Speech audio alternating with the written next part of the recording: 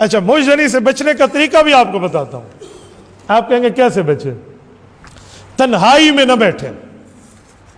जब भी बैठे किसी न किसी के साथ, 2 4 5 बंदों में गैदरिंग में बैठे, घर में जाएं बहन के साथ, भाई के साथ, अम्मा के साथ बैठे, तन्हाई में नहीं।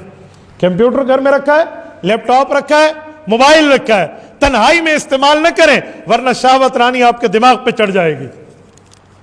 कभी तन्हाई में नहीं। आप बरामदे में बैठकर अपना काम करें ना, जो स्कूल का काम करना है कंप्यूटर पे, जो ऑफिस का काम करना है लैपटॉप पे आप करें।